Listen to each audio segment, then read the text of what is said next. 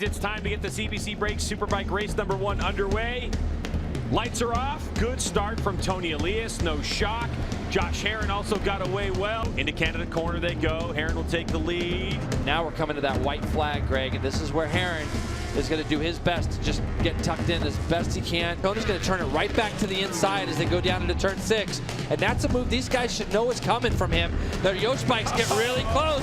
And that is going to mess up Josh Herrin's race right there. Wow, I can't believe he didn't crash that one. And Garrett Gerloff goes up underneath as well. Cameron going sideways into Canada corner. Wow. And Josh Herrin he tried to take the big shot at Garrett Gerloff. Cameron Beaubier behind the bubble, but Tony Elias with a crazy good drive takes Suzuki horsepower to the finish line and will win race number 1 of the EBC Brakes Superbike class here at Road America. What a heartbreak for Josh Herrin fans. He raced his brains out. Josh rode a tremendous race. Tony rode a tremendous race, but you can see there's some hostilities.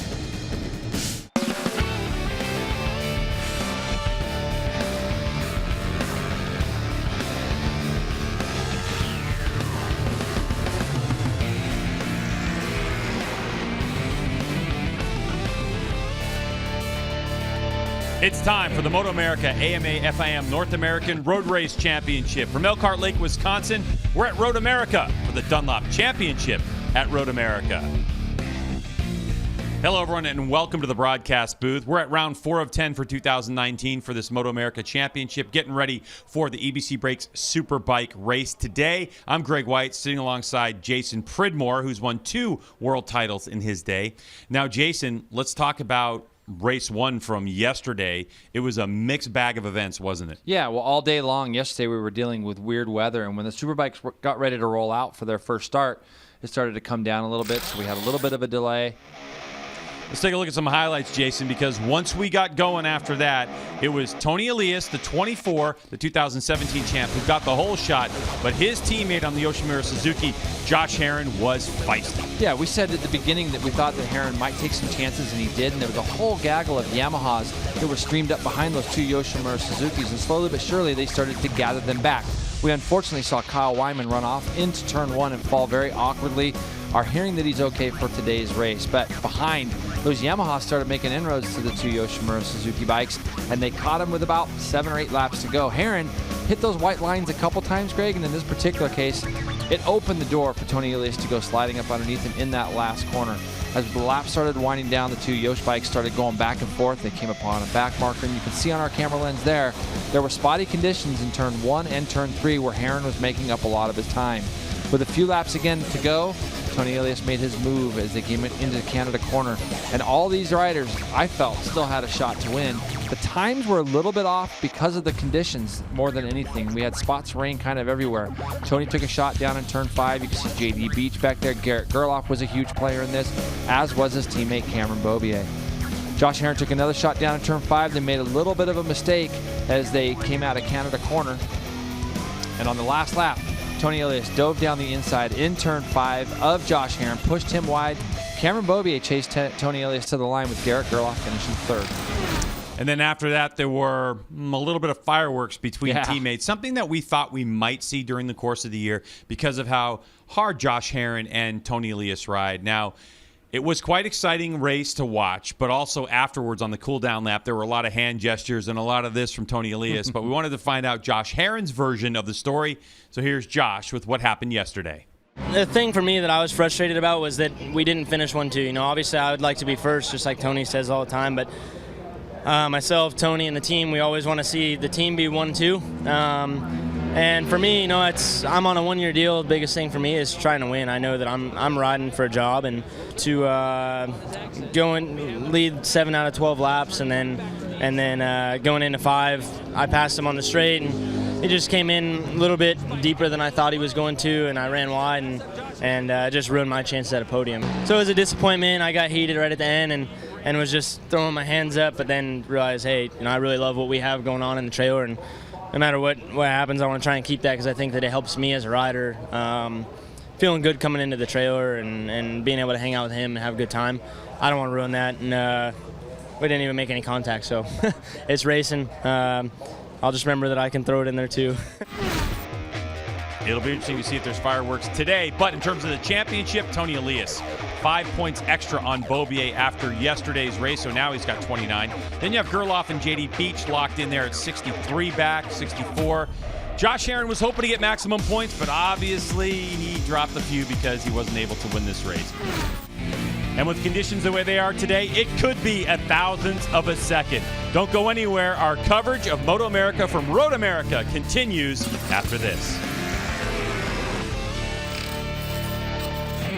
Today's coverage is brought to you by EBC Brakes, the official sponsor of the 2019 MotoAmerica Superbike Series.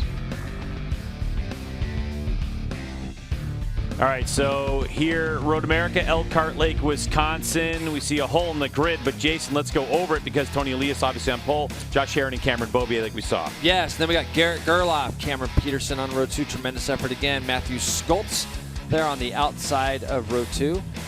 On back to row 3, see JD Beach, David Anthony, Jake Lewis. Have a talk about David Anthony in a minute. Kyle Wyman, Jake Gagne, and Max Flinders will round out row 4. And then we have Sam Verderico back on row 5. That gap you see in the middle of your screen there, David Anthony, apparently he came to this event, Greg. He had an accident prior to the event, and he's been doing his best to try to make it through the weekend. He decided after warm-up today to head to the hospital. Turns out he's got 5 broken ribs from a motocross accident, training accident from probably earlier in the week. He was trying to man it up and try to do it, and our thoughts are with Dave Anthony and hoping he's going to continue to get better and be ready for Utah. Ribs can take a long time, and we only got, like you say, 13 or 14 days until we got to be there. So hopefully David will start feeling better. But let's get down to Hannah with our Cycle Gear last-minute report. What's up, Hannah?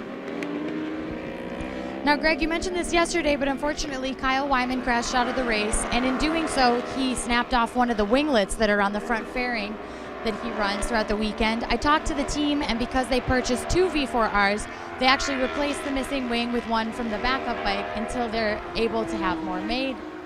I also talked to the team, and they made some big chassis changes for Kyle today in the hope of getting him up front. He was running pretty close lap times to that front pack, so keep an eye out for him. Awesome. Yeah, part of the winglets that you're seeing on that Ducati V4R allow Kyle, Jason, to go over the wheelie hill on the front straightaway, 100% Wide throttle with no interruptions with electronics. Yeah. And that's a stock motor, and he's been right up at the top of trap speeds all weekend long. And it's required to run those winglets because it's stock on the bodywork that comes with the bike. When they homologate the motorcycles, right? Yeah, so exactly. It's got to come with that. So, the thing is, I talked to Kyle quite a bit this morning myself, and he said, Jay, I put myself in a bad spot, like off the start yesterday, and he at one point was dead last, so he had to come back through, and we saw him kind of getting on the back of that lead group before his accident. So we'll hope for some better things from him. Today, right off the start, I think he's going to be looking for some improvements. I'm looking for Garrett Gerloff. You can see the championship point standings the way they are. Long conversation with Garrett, and he said yesterday part of his problem was a yo-yo effect where he was stronger in sections and weaker in other sections of the track, and he's looking to really improve that today. And he felt good, but he's looking for solid, consistent laps. He wants to be there, and he just doesn't want to create any gaps. He's just got to stay in the mix. And then he'll let it sort itself out, and then he'll fight for his very first EBC Brakes Superbike race victory towards the end of the race. So here we go. Superbike, race number 2. EBC Brakes Superbike class is getting ready to go. And that was a quick start, and Tony Elias got a launch, so did Josh Herrin. And here come 2 Yoshimura Suzukis heading off into turn number 1. It almost looked like Josh missed a gear. He got a good launch, and he's going to filter in behind his teammates. There's some great on board here from Cameron Beaubier. You see Garrett Gerloff goes by him as well, but Josh got a good launch. Maybe just missed a gear real quickly there, but he'll make that up. This is where he was so strong yesterday out of this turn 3. He was so good, and you can see Kyle Wyman has got a better start. He's up in behind JD Beach. He's going to get a double draft from JD Beach and Cameron Beaubier, I believe. You can see that number 33 Ducati just stuck in right behind. So a much better start for him. Tony Elias, first time down into turn 5 today. And Cameron Beaubier behind his teammate Garrett Gerloff. The change in tire strategy for those Yamahas. They went with the harder compound. You can see Tony Elias with the green stickers on the side of his Dunlop. That's extra soft compound available. So that's what they're using. And Tony had switched to that extra soft front tire, by the way. And I asked him why, and he said because Garrett Gerloff and Cameron Beaubier were using it. See, different front tire for Josh Herrin. Yeah, for sure. They're on just a little bit different compound, right, Greg? So the extra soft is going to allow them to have maybe a little bit more grip. And they also base that off of what the weather and the temperature of the track. Track temperatures will make a big difference on that. Right now, Josh Herrin is in the progress of trying to make up that little bit of gap that was created at the start. Look how good he gets into the chicane now. He's a little bit wide. I thought he was going to be able to get it turned. He did get it turned, but it ran him a little bit wide in the middle. Garrett Gerloff still trying to push along there in third. Shock change for Josh Herrin and the Yoshimura Suzuki team. He felt like he just needed a little bit of a change. He said he might sacrifice a little out of that turn 3 that we saw yesterday. He was so good out of that corner. On Garrett Gerloff's motorcycle, the green sticker yesterday, a harder compound rear tire, now back to that softer compound. Garrett felt like he would keep him in the mix. Tony Elias, this is not what anybody in this field wanted to see. Yeah, but I don't think he's going to go anywhere. I think Josh is going to be too strong. He was really good in and through turn 1 yesterday and tremendous out of turn 3. And these guys are just, they're just kind of getting comfortable right now. And you can see Herrin is now closed up onto the back of Tony Elias as they tip off into turn 1. JD Beach is the last kind of one in that little group because there's 2.3 gap between JD Beach and Matthew Schultz there. So JD Beach is trying to go with this lead group right now. Jake Look at how good, look at how fast he is through the middle of the turn there, Josh Herrin. Tony just kind of gets it in there, gets it stopped as we've been used to seeing him. Doesn't use quite as much exit, but Herrin gets such a good drive out of there. Now he's going to try to go by Tony on the left if he's able to. He's not. But did you see when Josh Herrin got in Tony Elias's draft? That bike started to move around, started to wiggle quite a bit. It's something we have Tony's seen. bike, you mean, right? Tony's bike, yeah, Tony's bike. As soon as the air got dirty behind him, it started to move around a little bit more than we've seen. Tony says he rides it like that. It's just the way that the overall, there's always going to be a sacrifice on setup on a motorcycle. And that right now seems to be what it is with the Yoshimura Suzuki of Tony Elias. The Yosh bikes kind of yo-yo around a little bit on where one is good and where one isn't as good. And they kind of go back and forth, and you can see it because it's really 1 and 3. Josh Herrin is so fast. Look how good he is through the carousel as well, Greg. Really fast down through the carousel. Tony's kind of got it a little bit better between 6 and 7. And then Herrin's really good down here at the bottom of the track. And then I believe Tony's a little bit better from Canada corner up through the last turn. So these guys can, and what Herrin might see on his pit board when he comes by this time, they've opened up almost a second gap on this lap between those two Yamahas chasing down behind them. Yeah, part of the strategy is they're not fighting right now, are they? That's All correct. You have is Tony Elias setting the pace and Herrin chasing after him. Yep. And by the way, 16-1 from a dead stop. Yeah, that is flying. So you're going to see these guys get into the 12s probably pretty quickly here. If not this lap, but for sure the laps that are going to be leading it up. But see, Herrin's really close, carries a lot of nice speed through the last corner. He should be able to draft Tony if he chooses to. I think Cameron's going to want to try to get by Garrett as quickly as he can right now. Here you go. Look at the what a great view out the back of Tony Elias's bike as Josh Herrin goes up over that wheelie hill that Hannah did that great profile on, and these guys are getting into turn 1 now. Really close into there, but that's where Josh is really good in and through turn 1. Tony just let off the lever, didn't he? Yeah, well, he had the idea that he wanted to get through, and I think that Josh just did a good job of pulling maybe a little bit more lever on to get himself slowed down. And right now, Cameron has not been able to get by Garrett, even drafting him. So 212.4 for Tony, 212.2. So on the first actual fast lap of the race, it's got to be Josh Herrin, who owns the outright track record. And there goes Cameron. Yeah, so Josh Herrin, there goes Cam, down into 5. He's going to run a little wide, just a little bit. He had to get on that gas as early as possible to try to close that gap, but Garrett's going to want to fight back. Yeah, well, hopefully this will help Garrett, like maybe it'll tow him up to those lead guys again. It's really hard, though, Greg, when those gaps open up to try to close that distance. So we'll be looking on our screens here that you and I have in front of us, and you can see they've just kind of dropped JD Beach off the back now. JD went 213.4, so these guys were, into the 212s, all 4 of them. We'll be back with more from Circuit of the Americas. Welcome back to EBC Brakes Superbikes. 64 degrees out there, 8-mile-an-hour winds. I think that's gusting to higher than that occasionally. Into the chicane they go. Tony Elias, typical, right to the apex he goes. Herrin following him, gets on the gas. I actually think that Josh's bike looks a little better today, so Be interesting to see afterwards if he made any big changes. And you can see Tony's bike snapping around on him a little bit as they come down there. And Cameron Beaubier has closed that gap and brought Garrett with him as they dipped into Canada corner. Different ways to approach a corner. You could see that Tony Elias goes in there really hot and then squares it up. Josh Herrin carrying more roll speed through Canada corner. Turn 14. That's what I mean. There's just two different riding styles. Getting the job done the exact same way when you start looking at the stopwatch. Looks like Beaubier is dragging Garrett off a little closer. He's definitely trying. Come across the stripe this time. 12-6, 12-7 for Tony and Josh. 12-4 for Beaubier. Making some inroads. I've said this in race number 1, but 2018 race 1 here at MotoAmerica. It was Josh Herrin who owns the race lap record at 211.915. They're only a couple tenths off of that right now, and they haven't really gotten frantic yet. Nope, and I want to see if Josh chooses to, again, not draft down this back straightaway. Right now, he's deep in the draft. Look at that thing wobble, like you said, Greg, last time. See, you know what I'm seeing right now? I'm seeing a little bit of what we saw Josh Herrin do at COTA, and if you remember before the start of that race, he was talking about, hey, I'm going to just try to ride an intelligent race. I'm going to keep my stuff clean and just do what I need to do. And right now, I'm seeing that out of him. This is another good ride from him, just staying on the back of his teammate. Neither one of these guys getting in each other's way. Cameron now is trying to close that gap. As you said, he went 12.452 that last lap by.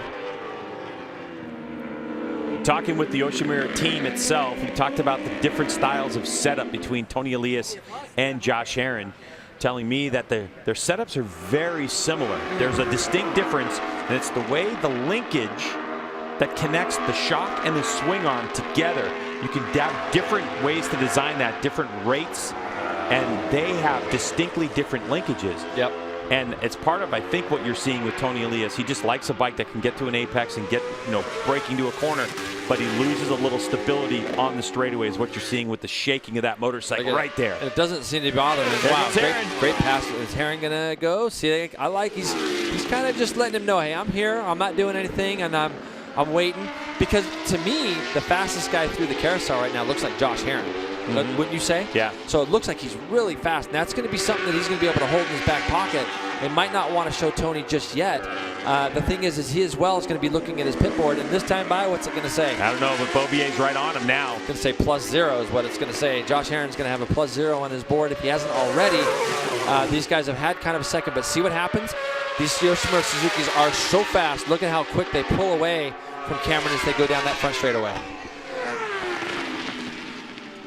Tony goes off into turn 1 again. Herrin pulled up alongside of him there, Greg, and it looked like he was going to try to make a move to the left side of him as they went into turn 1. And it'll be interesting to see Josh's strategy now if he knows Cameron's right behind him. Not setting the world on fire in terms of lap times. It was a 2:12.9 for both Tony and Josh, but it was a 2:12.6 for Beaubier. So those kinds of times are within striking distance. And there we go. So now he has made the pass. Is Cameron going to go by Tony as well? Is Cameron going to go straight to the front? He is. Cameron Beaubier goes past both Yosh bikes as he goes down into there. Herrin's going to cut it back up underneath him. Tony, let's see if Tony goes up underneath Cameron as they go into turn 6. Gets awful tight in there. You see that? That's good. That's good racecraft by Cameron Beaubier. He could have easily closed off into turn 6 as they're still tight going through turn 7. Racing hard. Is Garrett Gerloff going to get a drive on his teammate as they go down into 8? Garrett falls in behind. Now they're going to get to see the potential of what Josh Herrin is able to do down through this carousel. If Josh can be as fast as he has been down through here, and I'm just looking to see if he's pulling away at all. A little bit. But I'd say it's a little bit for sure. Obviously, Beaubier feels like he has more pace than Tony Elias at the moment. And he does not want to let Josh Herrin get away because Herrin has the ability to do that. Yep. Not that if Beaubier would get by Elias, it would be panic time, because we've seen Elias in the past just get stronger in the middle of the race. Yep. Nope, you're exactly right. And I want to just see what Herrin's pace is if he gets to lead a full lap. And he's good through here too, Josh Herrin is. I love how he gets out of Canada corner and gets up this hill. And Tony, see how Tony cuts the entry off to 13 just a little bit more? It's a tricky corner there, but we see a lot of riders do a lot of different things as they come up that hill. So now Herron's going to try to get a good drive out of here and see if he's done enough. He'll feel Tony getting into his draft in a minute. But he's got a nice little gap right now as they come onto this front straightaway. Herron had a missile yesterday, a little faster than Tony's bike, and he'll go 2:13.6. So the pace definitely dropped, and that's going to be because these guys got in each other's way a little bit down in turn 5, meaning Cameron Beaubier went underneath both of them and that kind of thing. So now he's going to get to do maybe a clean lap on his own as you get to look at both the Yoshimura Suzuki crew and the Yamaha factory racing team looking at their monitors watching this race just like we are. Upper right-hand part there, that's Rick Hobbs, the crew chief for Cameron Beaubier, and he told me a lot of the strategies they were working on this one was to reduce the amount of electronics in the bike to kind of free up that Yamaha a little bit more. And when we get onto the front straightaway, it doesn't seem like it's just exactly right because the way that these Suzukis get off the corner and their top speed, the ability to get there a little bit more than the Yamahas. But Beaubier's here through what we call the infield part of the road course. Gets a little closer, doesn't he?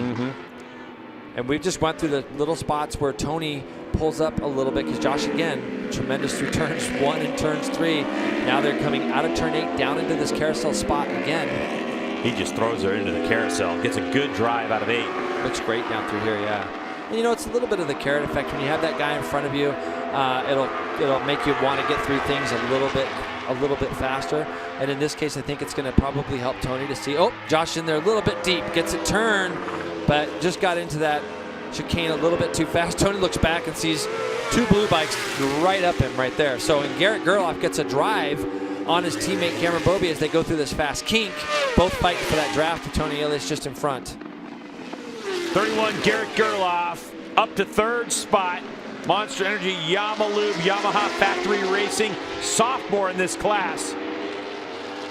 And who's proven to show that he's more than capable of winning these races. It's just a matter of getting that done now. As they come out of and into the last corner, Garrett Gerloff takes a shot.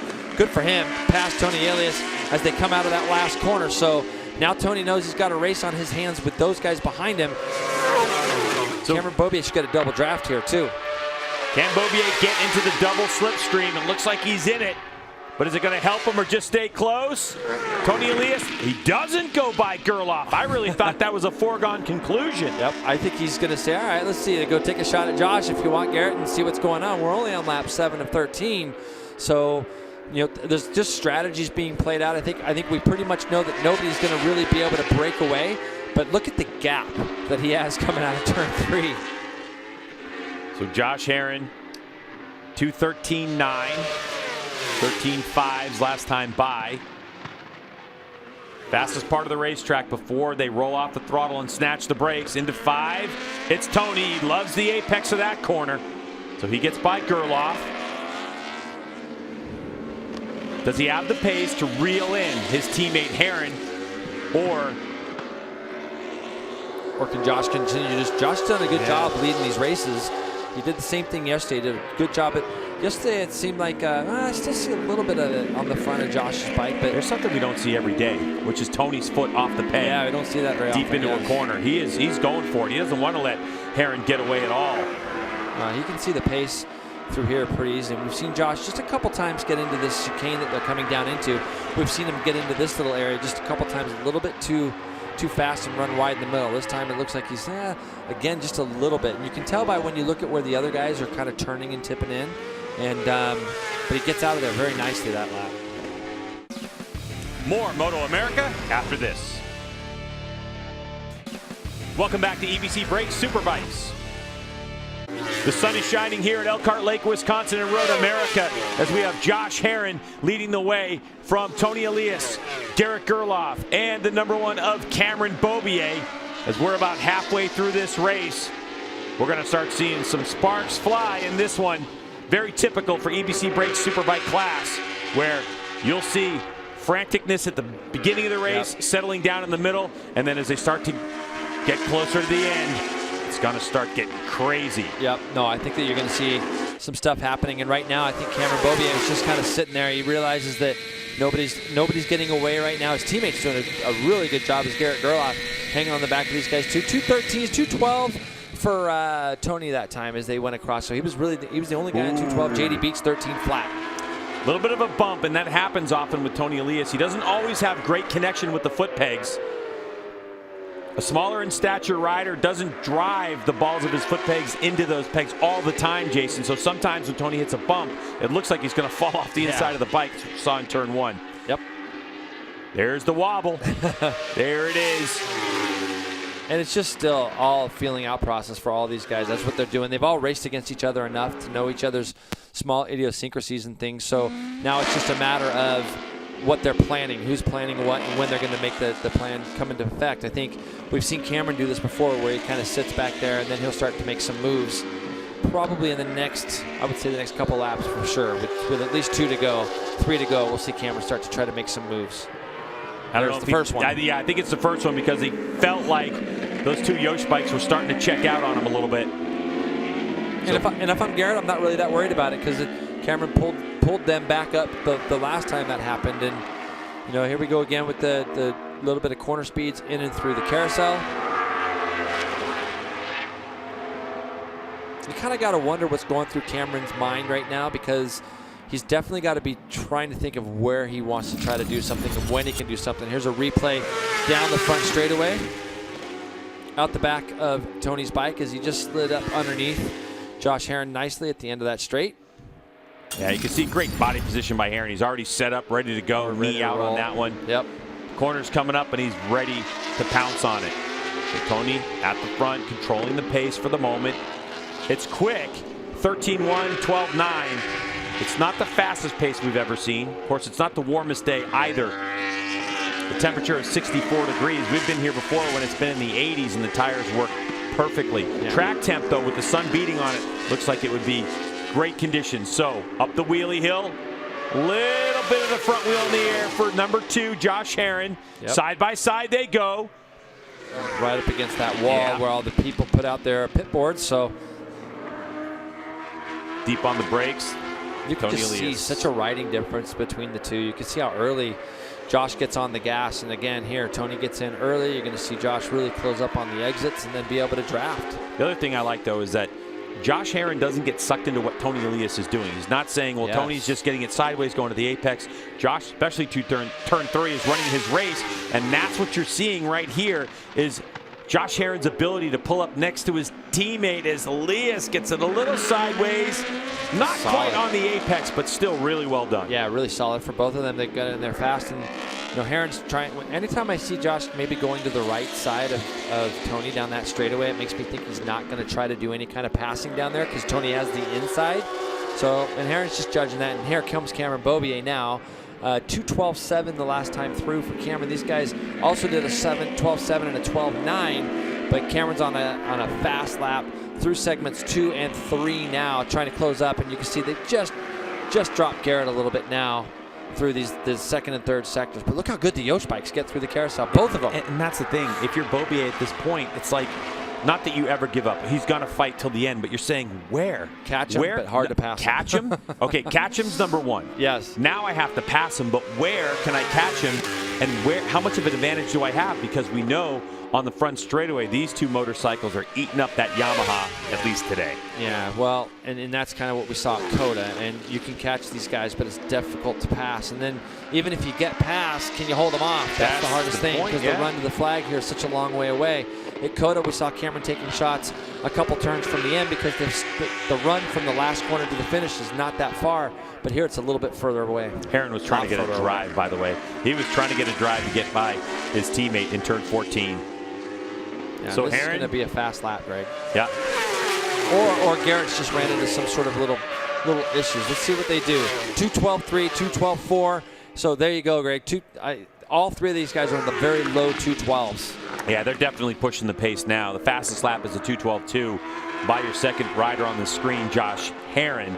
That time it was 2:12.3 for Tony Elias. So it's starting to get heated now, as we see in these races. 3 3/4 lap to go at this point.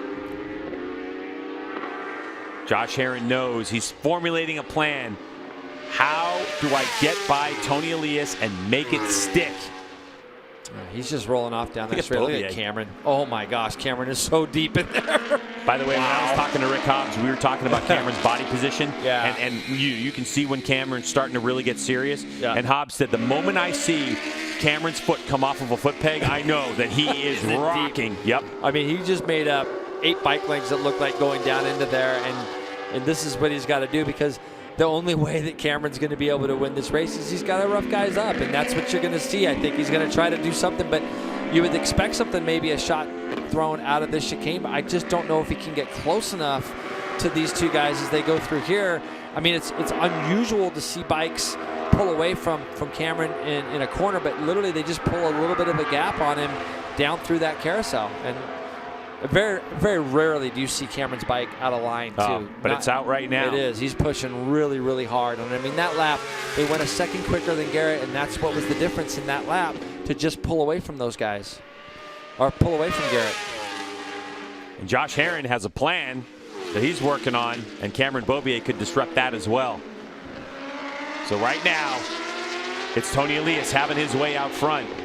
It's going exactly the way he wants it to go. He knew he couldn't break away. He knew he couldn't shake Josh Herron. He knew Beaubier would be around there. I think Josh is in a really good spot. I don't really feel like he's at too much of a threat. Like, he probably feels like he's not at too much of a threat from anybody behind him, even though he's got Cameron back there. He knows how fast his bike is down these straights. So pulling away down these straights, you can see this is at the front of Cameron Beaubier's bike, and you can see those guys just getting smaller. And when they're drafting and redrafting, it makes it even harder to stay with them. But I think Herron's in a good spot because he's watching what Tony's doing. He's able to pace. He's being able to make a plan of what he wants to try to do with Tony on the last lap without too much fear of what's going on behind him. I just can't believe how hard Cameron Beaubier has to ride his Yamaha just to keep up with these Yosh bikes. There was a big bobble. So there it was. It started to snap a little sideways. Is that a bobble, or did he do that off? No, it was whap, whap. Yeah. Just as you were looking at the timing and scoring screen, he was hard on the gas. Right? It started to spin up, and it started to wind up the chassis a little bit, and that gave Josh Herron the right to go to the front. Cameron is in there so deep. Yeah, I missed it, Greg. I was looking at timing and scoring for us, and as I've said, Tony doesn't use quite as much exit, and you can see the bike just get jumped up out of shape a little bit, and Herron takes that and goes right by. So yeah, it just doesn't use quite as much exit as Herron does out of the exit of that corner. We'll be back with more from Circuit of the Americas. Welcome back to EBC Brakes Superbikes. 3 laps to go in this one. Josh Herron is taking the lead over Tony Elias and Cameron Beaubier. The question is Tony Elias in trouble with that rear tire? Has he asked too much of it? Because Josh Herron at the moment looks to be in control of this one. It's Elias in second spot. Beaubier in third. Garrett Gerloff adrift in fourth. Matthew Skoltz, JD Beach, Jake Gagne, Kyle Wyman in eighth, Jake Lewis, and Cam Peterson, your top 10. Pretty solid throw again for the two guys back. It feels like Josh is getting the bike slowed down as he wants it, but it just seems like he's a little bit tighter in that right to me, Greg, so it makes it a little bit harder on the flop from left to right. Tony's closed that gap back now, but you can see how the gap kind of, see how that slinky effect that we talked about? Herron's really good from the apex to the exit of here. And now will Tony be patient and sit back there, or will he try to go by Josh? That's, I think, the question. There you go. Cameron Beaubier is taking his first shot as he goes up underneath Tony Elias in the last corner. On that one, it didn't look like Tony had any wheel spin. Yeah. Coming out of that final corner. That's what I'm really keeping an eye on at the moment. That would have been the best opportunity for Beaubier to get in the draft. Yeah, just couldn't do it, could he? Yeah, but it's not like he's getting dropped on this one. He's a lot closer. Boy, that is such a fast corner in turn number 1. It is. Looks a lot. Let's look at the times. 2:12.5 Herron runs on that lap on his own there, so that's a good sign for him that he's still got that mid-12 pace in his laps. We're looking at, let's see how Tony gets out this time. You can see just a little bit of pumping, can't you? Just an ever slightly, just a little bit of pumping out of Tony's bike there. It looked like it was trying to do what it had done. Look at things still wobbling, Greg, as he goes down the straightaway. And he might have a variety of traction control strategies built into his handlebars. He's got buttons on his handlebars. Yep. All these riders do. Ooh. That's just Tony getting the thing in there. You know, he gets it to the apex, shoots it out, and Cameron's trying to carry a lot of speed in and roll through there. If Cameron can take a shot at Tony maybe down into turn 8, it might change things. You see how out of shape Cameron was there? Yeah. Cameron was really out of shape there too, and he's got a run on Tony right now. Let's see if he tries to do something down here. Just a little bit too far back. Hard place to do it. Lap and a half to go. Into the carousel. It's been a strong suit of Josh Herrin today. Both these Yoshimura Suzukis ripping through this section of racetrack. Cam Beaubier trying to hold on.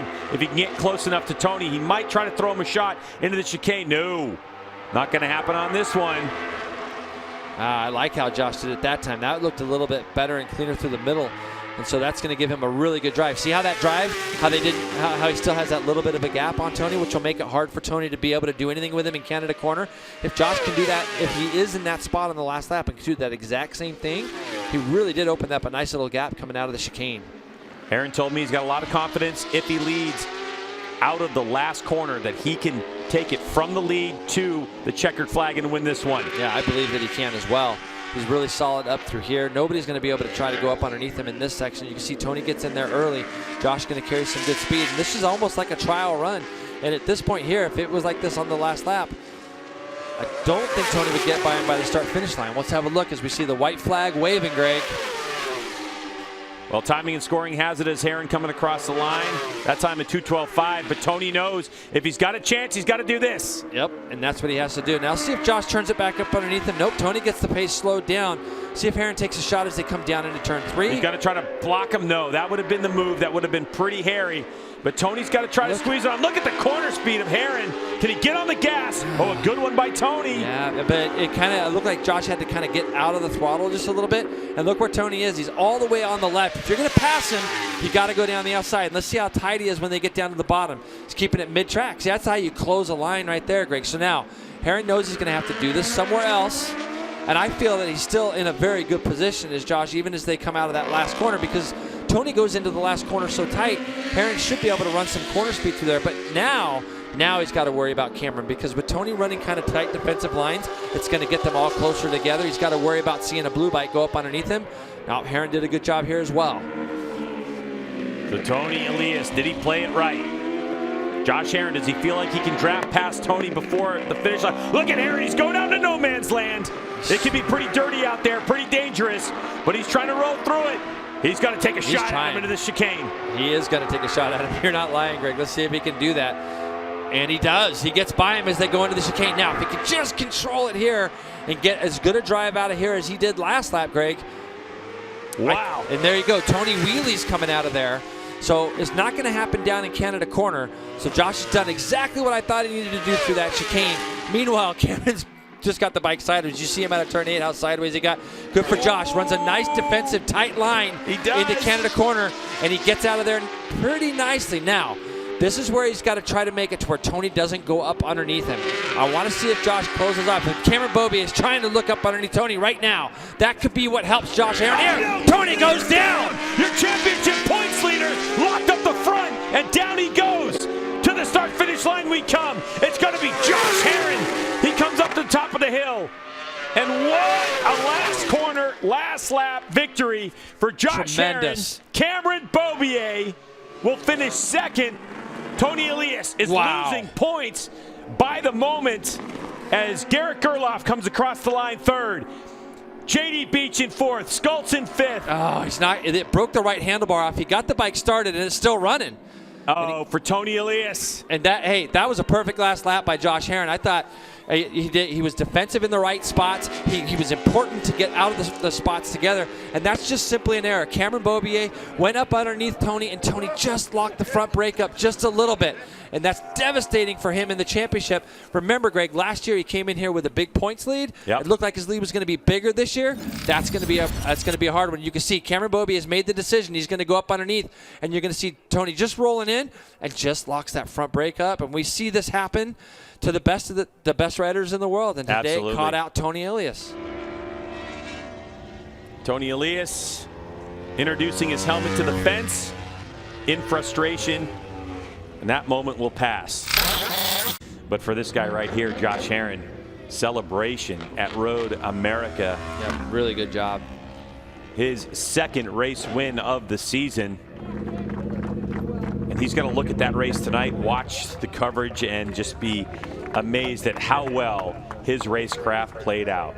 All right, we'll take a break. On the other side of this commercial break, we're going to hear from how it went for these riders. Stay with us.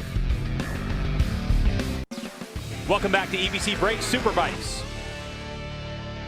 All right, let's get down to Hannah, who has a very happy Josh Herrin. So after the events that transpired yesterday, you got to be feeling pretty good and a huge sense of redemption right now with a win today. Yeah, for sure. You know, first and foremost, it's a bummer to see Tony go down. I didn't know that he went down until I saw the TV on the cool-off lap, so it's a bummer for sure. I know what he was thinking was that he had to get a run on us because our bike was moving good today, but I just felt good getting in the tuck and felt comfortable. You know, he was running a really good pace. I didn't want to go by him early in the race. I just pulled out of the draft to get on the side of him instead of being right on his wheel, and he rolled off thinking I was trying to race with him, but I was comfortable just sitting behind him, and I dropped off the pace a little bit for a couple laps just because I wasn't used to doing the pace by myself. But then once I picked it up by myself at the end, starting to feel comfortable. The Yoshimura Suzuki is a rocket ship. I've been telling people on social media all year that thing's fast as hell, and no one wants to believe me, but maybe they believe me now. Thing's a missile.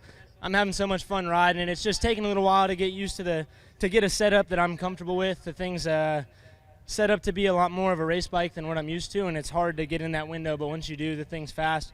Thanks to my whole crew, thanks to Yoshimura Suzuki, Fresh and Lean, Cycle Gear, Toyota Escondido, Bell Helmets, Alpine Stars, Cycle Gear, everybody for their help, and just pumped to be up on top of the podium again and looking forward to the next race. Thanks, Josh. Congratulations. Josh Herrin, Cameron Bobia, Garrett Gerloff, 6 seconds covered those. Garrett was a lot closer than that would actually show you. JD Beach ends up 4th as him and Matthew Schultz got into a tussle back there. We didn't get to see those guys, but they finished 4th, 5th. Kyle Wyman, tremendous job. A very unusual sight that we have here, which is for 2019, no Tony Elias sitting on the podium, but we hear he's with our Hannah Lopa. Battling really, really hard, pushing so hard at the end there. You really wanted that win. Talk about that battle with your teammate and the mistake that happened right at the end there. Well, I think the race was even better than yesterday. I think Josh and me, we were working much better at the end. It's great like this, no? Like working and fighting until the last lap, until the last corner.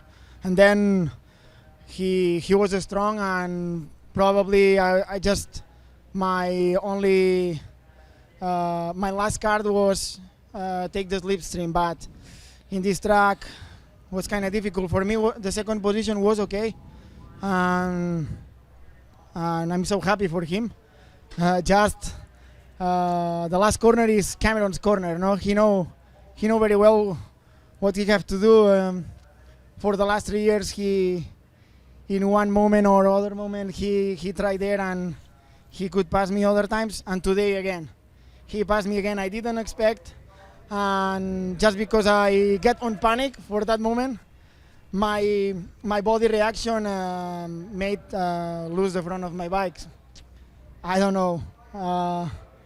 We were on the limit, but not to crash. I was trying to be smart and thinking of the championship too. But these things happen, so frustrated. I was hating myself a little bit, but bad luck. Races are like this. Let's continue. Championship is long, still leading, but let's see. Thank you. Sorry for my team. Thank you, Tony. We're glad you're okay. That'll do it for us here in our coverage of FS2. Jason, quick takeaway from this one. Well, as usual, MotoAmerica gave us everything we need, from weather to wind to all that stuff, but more importantly, it got our championship close again. EBC Brakes Superbike class coming at you again in a couple of weeks. Tell all your friends about it. It's awesome. Thanks for joining us here on FS2. For Jason Pridmore and Hannah Lope, I'm Greg White. We'll see you in Utah.